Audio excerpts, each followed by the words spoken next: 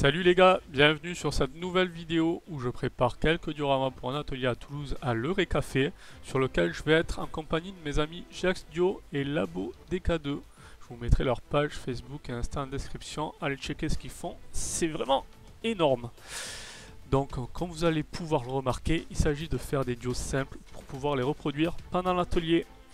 Pour démarrer sur une planche de polystyrène extrudée de chez Leroy Merlin de 3 cm d'épaisseur, je commence par faire une vingtaine de bases carrées en 12 par 12. Donc avec mon mètre, je fais une marque à chaque graduation qui est multiple de 12. Et ouais, on fait un peu de maths ici aussi. Ensuite, sur toute la largeur, je trace un trait de découpe avec un feutre. Bon, il est un peu fatigué, il n'a plus du tout d'encre, mais le poli marque assez bien, donc c'est pas trop grave. Puis, je coupe au cutter en repassant plusieurs fois pour avoir la coupe la plus nette possible. Bon, sur la première coupe, je me suis raté car j'ai voulu faire toute la largeur d'un coup. J'ai dévié en faisant ça et ma coupe est toute de traviole. Du coup, pour les coupes suivantes, je m'y suis bien pris en plusieurs fois et là, c'est bien droit. Et pas de souci car au final, on va vouloir des socles pas droits, donc ça passe. Au pire, j'aurais pu utiliser une coupeuse à fil chaud, une thermocote plus précisément, pour rattraper le coup. Donc vous voyez, il y a toujours moyen de rattraper en principe. Ensuite, quand j'ai fait mes 5 tranches, je refais la même chose, je retrace, puis je redécoupe dans la largeur tous les 12 cm pour avoir de jolis pavés bien carrés. J'aurais pu utiliser le thermocode pour le coup, mais comme je le disais, on n'a pas besoin d'avoir une découpe bien nette et j'avais la flemme de brancher et tout, donc le cutter c'est très bien et ça coûte pas cher.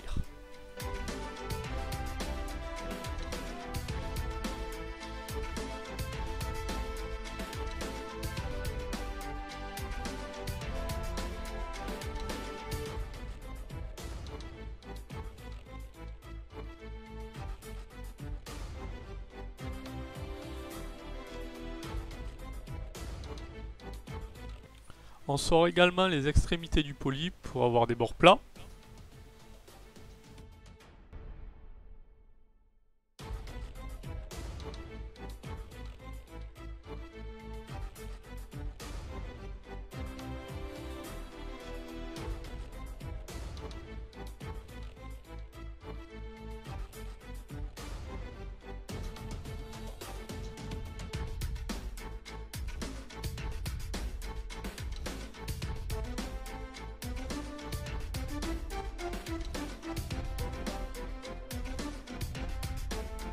Cool, on a nos 20 pavés, ça c'est une bonne chose de fait. Mais attention, c'est là que les choses intéressantes commencent. Nous, ce qu'on a décidé de faire, ce sont des socles style sol extérieur abîmés avec des dalles et quelques gravats. Pendant l'atelier, Labo DK2 nous montrera ensuite comment créer un logo pour décorer son décor. Donc on va faire une base en terre et pour ça il va falloir abîmer les tranches pour avoir des irrégularités, comme si on avait arraché ce bloc du sol. On prend donc notre scalpel ou le cutter, mais vous verrez que c'est moins précis et on l'utilise pour couper et arracher des bouts de poli pour avoir un résultat suffisamment irrégulier. Attention quand même de pas trop en faire, car avoir un truc qui est tout de travers, ça peut être moche, et en plus de ça, vous allez galérer à passer des coups de pinceau.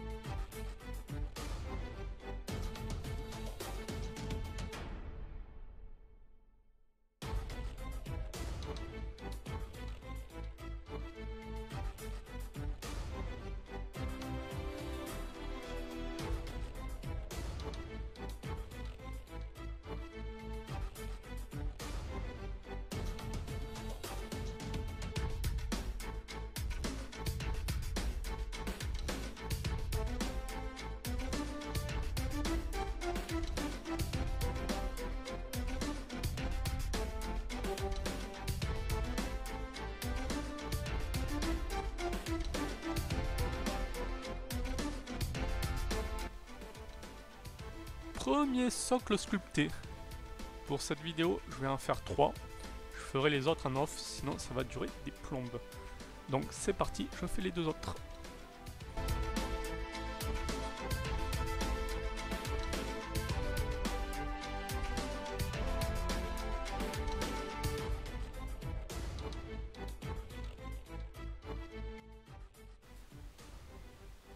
Ensuite, pour rendre mon sculpte un peu plus naturel et pour dégager les petits bouts qui restent accrochés, je ponce légèrement les arêtes.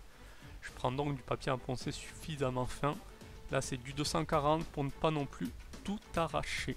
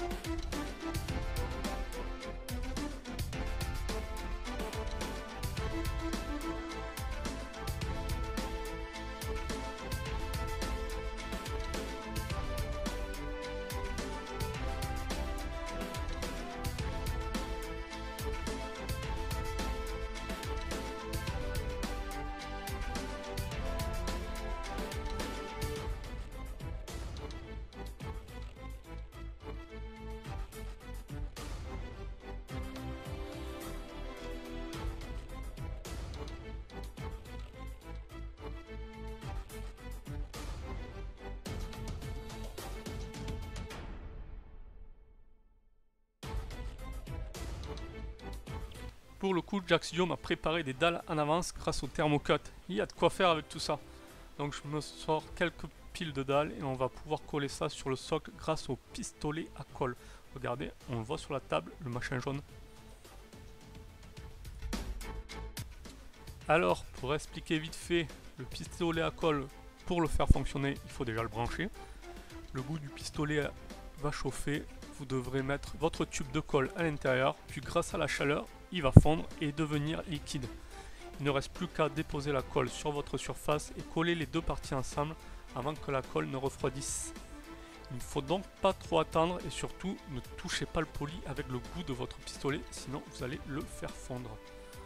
Donc on pose nos dalles, on choisit de les désaxer une fois sur deux pour éviter d'avoir un socle trop régulier. On aurait aussi pu faire le choix de les poser en diagonale pour casser ce côté trop aligné, mais on n'aura peut-être pas le temps de faire ça pendant l'atelier. Mais vous verrez que juste avec ça, ça va déjà être très sympa. Et du coup, on fait ça sur les 3 socles.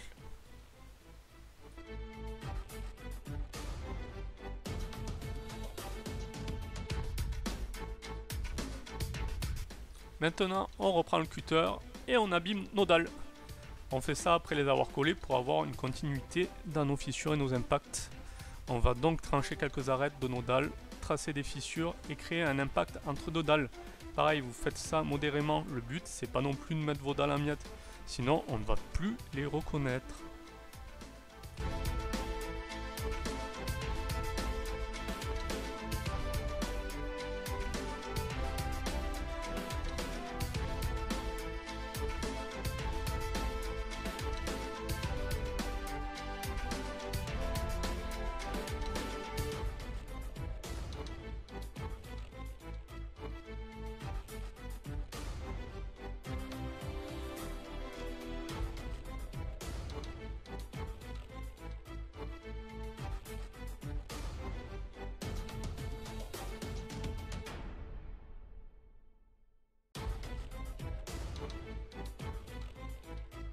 Voilà, on a nos fissures, mais nos dalles sont encore trop lisses. Ce qu'on fait pour donner du relief à nos objets abîmés, c'est qu'on les cailloute. Bon ok, ce mot n'existe pas dans le dico, mais vous verrez qu'on l'utilise quand même dans notre cercle. Donc tu prends ton caillou dans une main et tu tapes. Bon, par contre, faites gaffe à pas non plus y aller trop fort. Je rappelle que c'est du polystyrène et qu'on n'a pas envie de casser tout ce qu'on a fait. Du coup, je mets des coups de caillou sur les dalles et aussi sur la terre pour la rendre encore moins régulière et plus naturelle.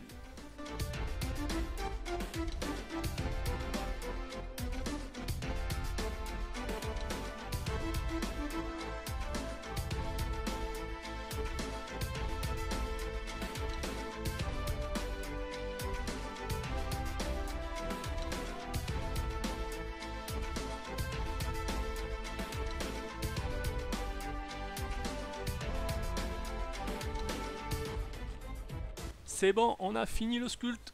On peut ranger les cutters, les scalpels, la ponceuse et nos gros cailloux. Sur les dios, j'ai aussi rajouté des petits gravats en poli que j'ai fait en off car mon téléphone est tombé à court de batterie. Mais il n'y a pas grand chose à dire, j'ai découpé des petits cubes, je les ai taillés au scalpel, je les ai cailloutés et collés au pistolet. Maintenant on sort nos pots de peinture et nos pinceaux. La première étape c'est d'apprêter notre peinture, c'est-à-dire de faire une première couche pour que le reste de notre peinture accroche comme il faut. Et pour ça on utilise du gesso, il existe du noir et du blanc. J'aime bien utiliser le noir sur les décors détruits comme celui-ci car ça accentue les reliefs. D'autres diront que ça accentue trop et qu'il vaut mieux partir sur une couleur plus claire. Mais ça dépend des goûts de chacun, il n'y a pas de vérité absolue. En tout cas, pour la peinture de fond, la technique consiste à tapoter le duo avec le pinceau pour éviter d'avoir des traces de pinceau immondes et pouvoir bien atteindre les fissures. C'est plus long, mais c'est plus beau.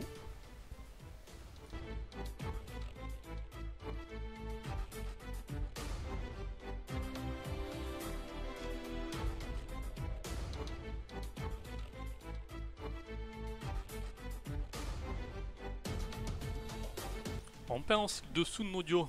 Pourquoi? Parce qu'il arrive parfois qu'on les expose sur des surfaces transparentes et voir un dessous pas travaillé par transparence, c'est dégueulasse. Donc on fait un minimum, le strict minimum syndical et on peint en noir.